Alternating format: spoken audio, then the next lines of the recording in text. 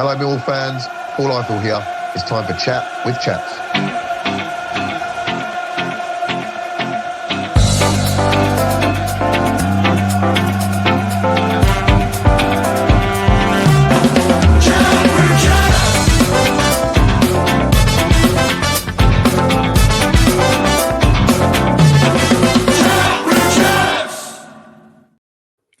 Post-match analysis for Chat with Chaps, where it finished at the Den. Millwall 1, Blackburn Rovers 0. A first win in 7 games, a first goal in 4 games. It didn't feel like it was going to come, did it, near the end? But what a feeling when it did. A decent performance yesterday, and a first win for David Livermore in his interim spell. Before we get started, as always, please do give it a like, guys. As I said, when I say this right at the start, it feels like we get quite a few more likes, which we know helps the algorithm, which helps obviously make money that we are donating. So please do give it a like.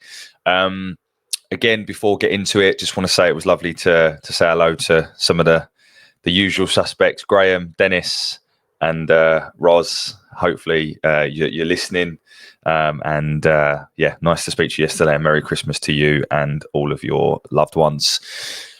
Okay, I am still, you can probably see it in my eyes, I'm still very tired from my work trip, a bit jet lagged. So I've woken up early, so I'm going to do this early, which may mean the quality might suffer a little bit, but it is what it is. I think my overall sort of summary of the game yesterday was there was a lot to like. There was a lot to like in the intent. The passion and the fight from the lads was outstanding. It did feel a little bit like Groundhog Day, where we did have a number of chances and we just still didn't take them. And was it going to come back to bite us on the arse? But we huffed and puffed, and we finally got there with, probably again 2 moments of quality with the ball from Leonard, and then a superb header from Ivanovic. So we got there in the end. I think we probably just about deserved to win the game. I know John Eustace, the Blackburn manager, said something slightly different in his post-match, but for me, I think on the balance of overall, you look at the fact that the underlying metrics of touches in the box, shots, big chances created, shots on target, possession, XG, all of those things were certainly in our favour, and I think that in the end we were just about deserving of the victory. So I think there was a lot to be had in terms of going into this game, in terms of what we were going to see from a style of play, from a team perspective, because I don't know, like I probably expected Dave Livermore to pick and set a team up very much in the goal of Neil Harris. And there was a lot like Neil Harris sides, but obviously the big difference was the lineup yesterday.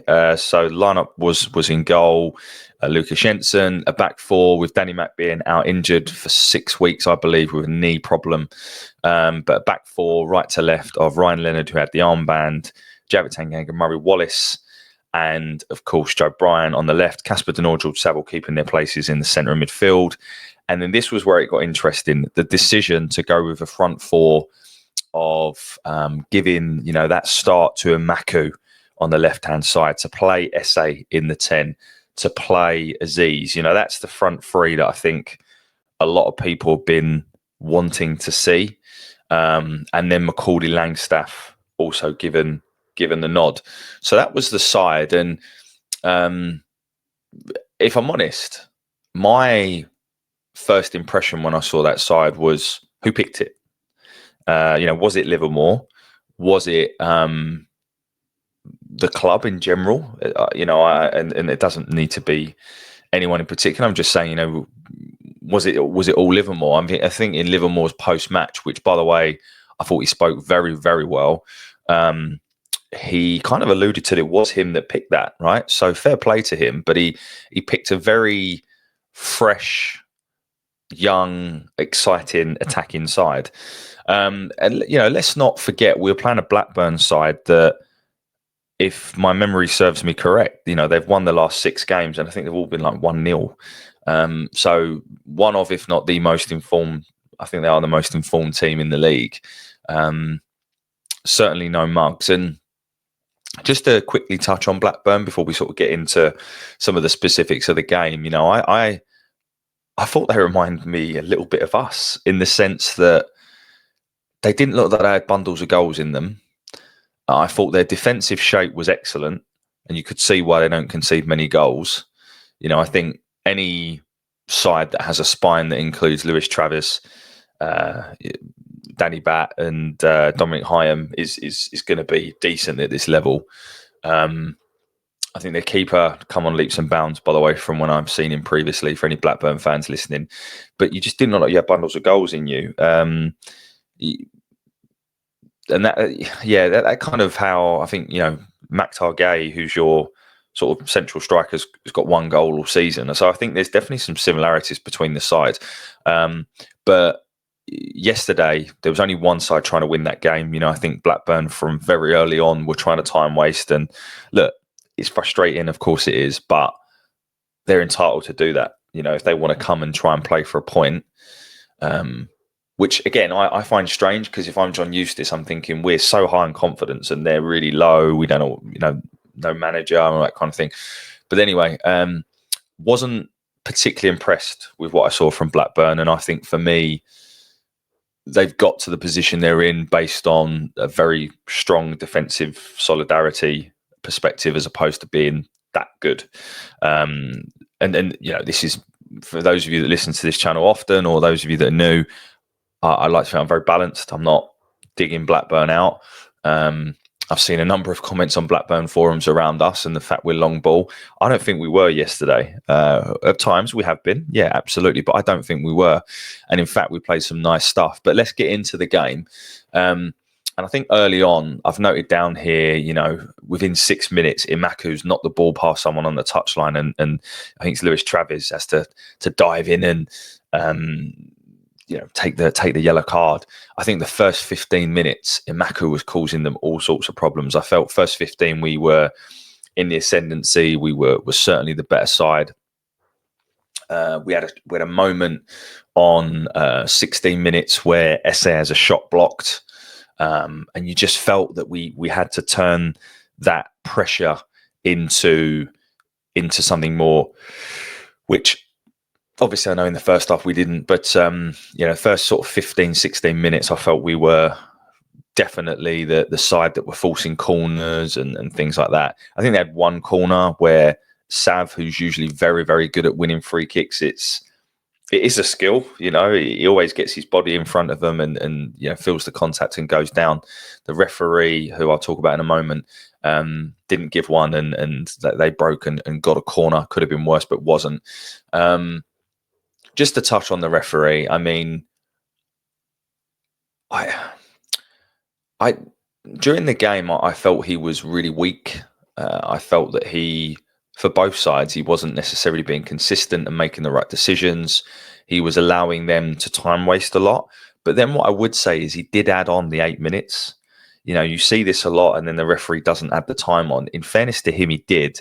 And of course, we end up scoring in it. So, yeah, I don't know.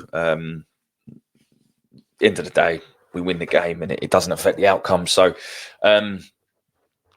but anyway, Blackburn had a clear game plan as well, because they weren't even pressing our centre-backs. They would choose when to press, but largely they would give our centre-backs the ball. Couple of nervy moments from Murray Wallace when he did have the ball. Couple of minor errors from him, but I think overall, again, it's worthwhile referencing that this is a guy that had been written off by many. To be honest, probably myself included. I hadn't written him off as a part of the squad, but in terms of someone that could start regularly at this level, I think I had. But I think he's done an excellent job, Murray Wallace, since he's come back in. Yeah, there's been one or two moments. Middlesbrough goal wasn't great, but I actually think overall, when you put in context of how long he's been out, I think he's been pretty good.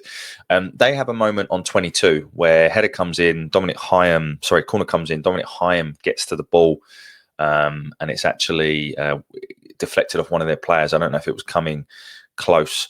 Imaku showing good fight on 25 to chase back and win the ball.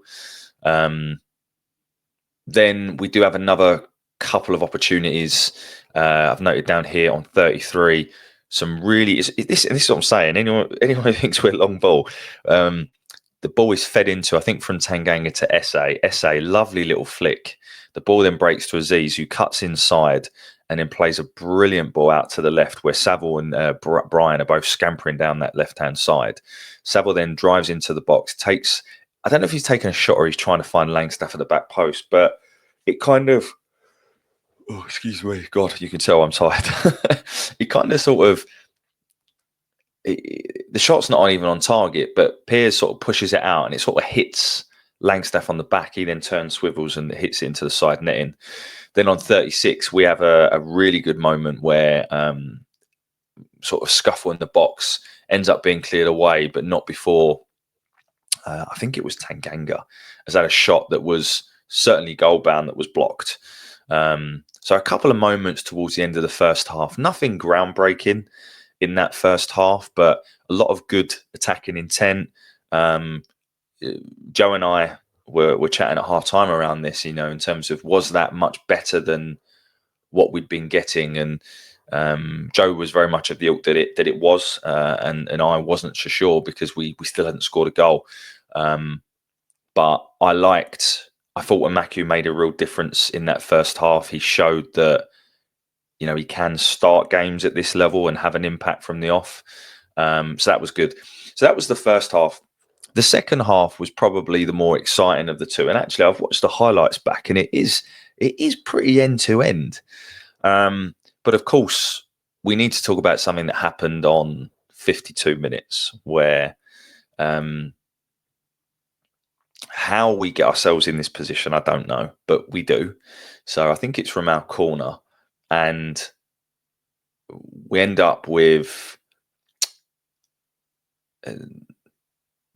I don't know if it's fair to say no one goal side, but Kozia Dubry is just standing in it's not an offside position because he's in his own half, but in so much space, and he starts from almost the edge of his penalty area, and he just drives and he drives and he drives and he's running, and you can see that there's two players really trying to get back, Casper Denor and Femi Aziz, and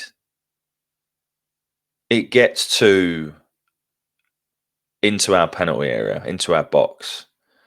And Femi Aziz has just sprinted 60, 70 yards and makes, for me, the tackle of the season.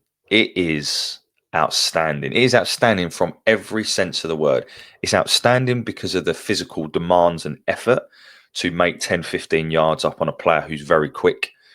I think Femi Aziz is surprising a lot of people just how quick he actually is, because he certainly didn't look at in his first few games, did he? But that's the first thing. The second thing is the mental decision making to even attempt to make that challenge, because if you get that wrong, you give away a certain penalty and a red card. And if you watch it back, during the tackle, he kind of almost has to adjust his body because he sort of comes round the player and then uses his other leg to sort of poke the ball away. It's just brilliant. And it's not many wingers that would even be asked to make that run, you know, let alone actually execute it well. It is as good as a goal. And, you know, at the end of the day, we don't win the game if he doesn't make that tackle. So we have to give huge credit to Femi Aziz, who has come on leaps and bounds. Look, some people are very quick to write him off after the Leyton Orient game. I mean, you know, what a club we are, right? But I think it's fair to say he has come on leaps and bounds, and he's starting to look that, in my opinion, the best investment we've made so far under this new era. I think he looks every bit worth the money that we've spent. I think he's got a bit of everything in his locker. I thought he was good again yesterday. Obviously, he ends up getting taken off on 64. But obviously not drawing necessarily comparatives to this, but, you know, 100-meter sprint runners, they do the 100-meter sprint and then they have to rest and stuff like for days, right? Femi Aziz, all right, might not have been running at 9.5 seconds per 100 meters, but I'm sure he was running quite fast and he's just sprinted 70 yards. So not surprised that he ended up having to get taken off. And it reminded me a little bit of the tackle that Leonard made on Obafemi in Swansea. But anyway, look, I'm digressing here, but I just think we can't gloss over that because it was so important. And even after that, there was Tanganga flew into a tackle. There's just so much fight in this side, and Livermore alluded to it after the game that these players are a really good group and they give everything for the shirt, no matter who's in charge. And you know, were they giving it for Livermore? Were they giving it as a, you know, do it for Harris thing? Were they doing it for each other? It doesn't matter. Like they put in an excellent performance, and even if we hadn't have got the win yesterday, no one could have argued the fight and endeavour to try and do it. As we got into the last 30 minutes of the game, the thing that concerned me a little bit was the lack of championship experience in the front four. Obviously, they can only get experience if you play them, but that was the one thing that I was a bit unsure of.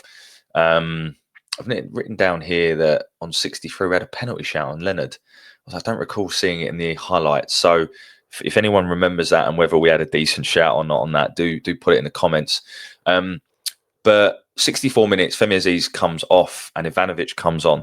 And I really like this from Livermore because that's an attacking sub. You know, you're taking off a winger and putting on a forward and you're basically going two up top. But I really like that. And we then saw SA drift out to the right-hand side.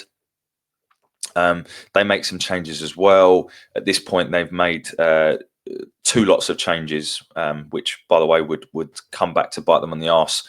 Vyman and Beck, and then Dolan, who had come on previously before. Listen, there were definitely opportunities for Blackburn in that second half, particularly on the counter, which they like to play on. They are similar to us. They don't necessarily have high amounts of possession. And in fact, you know, we ended up yesterday with 59% possession, which was fairly equal between the two halves. And that is our biggest possession win of the season. It's our second highest possession percentage this season, only after the Sunderland game. But it's the first time we've won. We don't normally win when we have more possession. The only time in the last 12 months outside of yesterday was when we beat Plymouth last season, not this season, last season. I think we beat them, was it 3-0 quite comfortably? Anyway, digress. But yeah, they did have a couple of moments. And then, of course, we get a little bit of a break because they go down to 10 men, I think, on around 80 minutes. I can't remember the exact moment. And this is as a result of the fact that they'd only made 4 subs, yes, but they had made them over 3 different times because I think it was Harry Pickering that had gone down with an injury before. Listen, all rivalries aside, I don't like to see that when a player goes down. I think he walked off, which is good. But when a player goes down, there's no one near him. It's not nice. To be honest, it just reminds me of my own football injury, which was a bit of a horror story. So, yeah, don't like to see that. But what I also don't like to see is, and this is just, you know, just desserts, right? So Lewis Travers goes down, quite clearly needs to come off. He signals straight away, very experienced at this level. We were linked with him. Good player for me. Why on earth Blackburn last season loaned him out, I don't know. And obviously he's come back and I think he's their skipper now. He goes down, clearly needs to come off. And then he decides to take an absolute age to come off the pitch. But I don't think at that point he's realised that they have no subs left. So he's wasting time only for it to be added back on for them to play that with 10 men. I think he then tries to go back on because he realises there's no subs. And then for whatever reason, he obviously couldn't get back on, or Eustace said no. But then that meant we had kind of 10 minutes roughly of normal time. And then, of course, what was ended up being 8 minutes playing against 10 men. And we're not normally that good against 10 men, are we? Let's be honest. But we do have some good moments. You know, there's there's a couple of opportunities for Sav. You know, we've got a long range effort that's sort of straight down the keeper's throat. You've then got another chance where he sort of smashes it, and it's a good save from the keeper, and then it comes back out. I think it's Esse who then smashes it, and it hits Owen Beck, I think, right in the chest. There was a couple of times where Leonard was overlapping. We were really trying to pin them in. That's without, I have to also reference that they had a really good chance from a corner again, where Sav does brilliantly to sort of block it with his chest, because that's goal bound. And again, moments change games. And I think the thing that got us over the line, though, was the free light show on the 89th minute. I don't know what that was all about. But we had a 5-second light show, which I reckon that is the main reason that we then go down the other end and we do get our goal. But just before that, again, in terms of time management, I'm not usually this nitpicky, but Piers, I counted at one point he'd had the ball for 21 seconds in his hand, which I'm sure the rule isn't 21 seconds. So they're still trying to waste time. And that's why when you do then get a late winner against sides that have been wasting time since the first half, it feels really, really good. So the goal comes from a second phase of a throw-in. Now, what's really important to also note here is we win the throw-in from their throw-in. So they have a throw. I think it was from Joe Bryan playing a ball that was asking way too much of Ryan Leonard.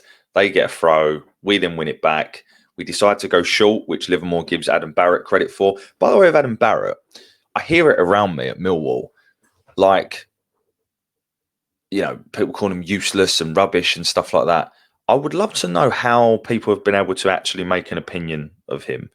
Like, I couldn't tell you whether Adam Barrett is the best coach in the world or the worst. I don't know.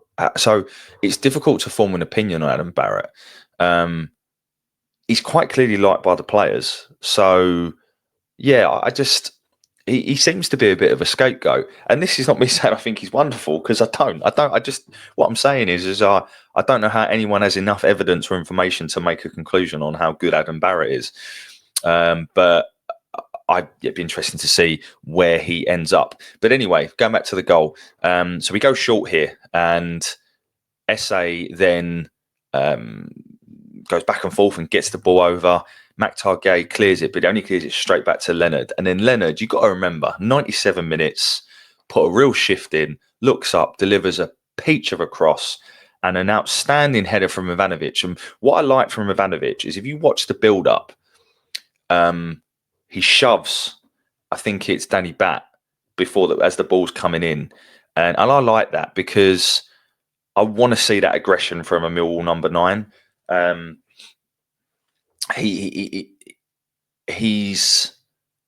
want him to bully defences, and I'm sure as he gets older he will, but I quite like that. And obviously it's one of those sort of things that goes on in the penalty box all the time, but he shoves Danny Batt, and then it's a really good header because it's headed down and it's headed into the corner. It's a brilliant header, and of course the place erupts, and we get our goal, and you just didn't know whether it was going to come, did you? But we get our goal. The place erupts. Everyone, Ivanovic runs off with his Mitrovic celebration. He's dragged to the floor in celebration. And we still have to do a bit of defending, by the way. They put a free kick into the box where it was a bit of a scramble, and it was Esse actually who got a sort of toe poke to clear it away. I thought Esse, again, good game. I'll come on to some individual players in a moment, but we see it out, and it's another Millwall 1-0 win that we've been accustomed to seeing. It's funny because there hasn't been more than 2 goals in the last 14 games. It's Millwall is never put us on both teams to score or whatever, that's for sure, or more than 2 goals. A couple of mentions of performances. So I thought, again, in my opinion, Japhet Tanganga was the best player on the pitch by a mile. He makes it look so easy. I thought he's outstanding again. So he got my man of the match. I know I'm sounding like a broken record, but I thought he was that good. Some honourable mentions. I thought Joe Bryan had a good game. You've got to call it where you see it. I thought Joe Bryan had a good game. I thought Ryan Leonard had a good game. I thought Lukashenko went about his business. You know, he sort of played a bit of a sweeping role at times. I thought that needs a worthwhile a mention. I thought Casper, particularly in the first half, was really good. Lots of blocks, tackles, industrious. I thought Sav again was good, you know, especially he's just our leader on the pitch, you know, in terms of getting in the referee's ear, winning the free kicks, had a few opportunities himself, had the block from their corner. So I thought we had a good game. I thought SA grew into the game. First sort of 20 minutes, I don't think he was really in the game, but I thought he grew into it. And I did like seeing him in that number 10. I still think he can play on the right. And I know this is probably not what the consensus is, but I still think he can play on the right because he's able to sort of drift in. But, you know, that front three is just amazing. I think Imaku needs a call out because I don't know, but there was clearly something between him and Harris. You know, that's clear. We don't need to speculate. But he did not look like a player that had no confidence, that hasn't started a game for months. He came in and he had an impact. And, you know, he was the one that I felt was key to unlocking. We used him in a few different roles. Again, credit to Livermore. He put him centrally later on when he took Langstaff off and brought Watmore on.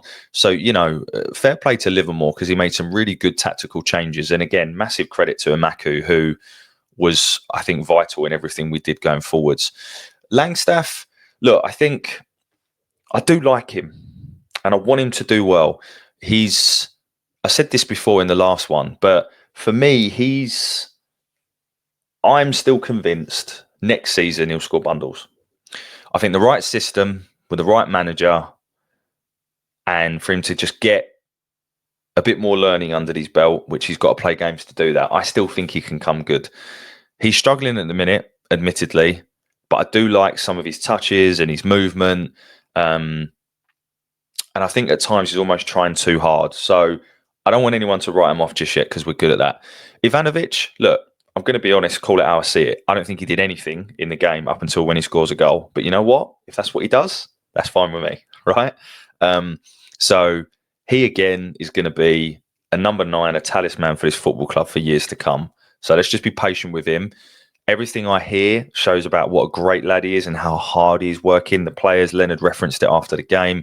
Craig Heskey referenced it after the game. So really pleased for him. Seems like a really nice lad. And I think we just need to be careful with what we expect from him. So that's it really, guys. You know, a 1-0 win. All of a sudden we're 10th. We've got a game in hand on a lot of sides above us. And it's looking rosy. I think the challenge is we now got 2 very difficult away games. And of course, a period where hopefully we will announce our new manager. I'm not going to do a detailed piece on who I want as our new manager. I'll just sort of touch on a couple of things. I think for me, it's been documented that there are 3 in the mix. And I'm actually quite comfortable with those 3 because I don't have any expectation of Gary O'Neill wanting the job, Steve Cooper wanting the job, or even Mark Robbins wanting the job. And actually, if you listen to my conversation with Sam Parkin, Mark Robbins isn't necessarily what he's cracked up to be. So I think we need to just park those aside. But that aside, and also assuming that Tony Mowbray, despite the fact he said, obviously, and we wish Tony Mowbray well, really good footballing man, he probably wants to be closer to home. So again, you know, he's very northern based. So let's assume that all those out the running. Then you look at who's available. Well, Ruben Sellers went to Hull. David Wagner is the one that is supposedly not in the 3, which surprises me a little bit. But then you've got Matt Bloomfield, who has done a superb job at Wickham. You've got Stephen Schumacher, which, you know, Stoke paid a lot of money to get him out. They sacked him, I think, 5 games into the season when I think they were mid-table. And a lot of Stoke fans felt that they were trending upwards and playing some good football. Obviously, took a Plymouth side in League One and got them to 100 points. So you've got him, and you've got Alex Neil, who is very experienced at this level. He's won promotion from this level. He's managed in the Premier League, you know, and he's only 43. I thought Alex Neil was much older. I've actually had the pleasure of meeting Alex Neil, and really nice guy, and spoke very highly of Millwall. So if it was down to me, I think that And one thing I would quickly say on Alex Neil is I don't see Alex Neil as a coach. I see Alex Neil as a manager, and that doesn't necessarily go hand in hand with what my take out is on what the club's trying to achieve. So that's what I find quite interesting with Alex Neil. But I wouldn't be adverse to seeing Alex Neil or Stephen Schumacher in the job. I think Matt Bloomfield's done a great job at Wickham, but and he's a very, very good coach from what I've heard. But again, is it too much of a bigger job too soon? I think it would be the biggest gamble. So for that, I'd rule Matt Bloomfield out. But who's to say I know anything? But then you could make good arguments for both Schumacher and Alex Neil. So I wouldn't be adverse to either of them. And I don't know if you, and I'm sure I'll get hate for this, or certainly some interesting comments, but if you honestly think we're going to attract anyone bigger, you're off your head. And I think Schumacher and Alex Neil give us two very different options, but two good options. I think if we were to have got Schumacher, say we'd got him when he was at Plymouth, I think everyone would be like, oh, what an intent, So I think it's interesting, but we will see. And I would imagine in about a week's time, we will know who is going to be our new manager, and certainly in the dugout for that game on New Year's Day. So, guys, I'm going to leave it there. Hopefully this was okay. I am shattered. So hopefully this was all right. Just wanted to get something out as quickly as possible. If you are new to the channel, please do like, share, subscribe, all that jazz. And any Blackburn fans that are still listening to me, thank you very much for sticking around. Everything we do this season, we are giving to Cancer Research UK, as you can see on the screen now. So even if you don't like Millwall, you don't like me, feel free to subscribe, because you're contributing towards a good thing. Have a lovely weekend, guys, and more importantly, Merry Christmas to you all. We really, really do appreciate everything that you guys do in terms of listening to us, and we'll be back again soon. Bye for now.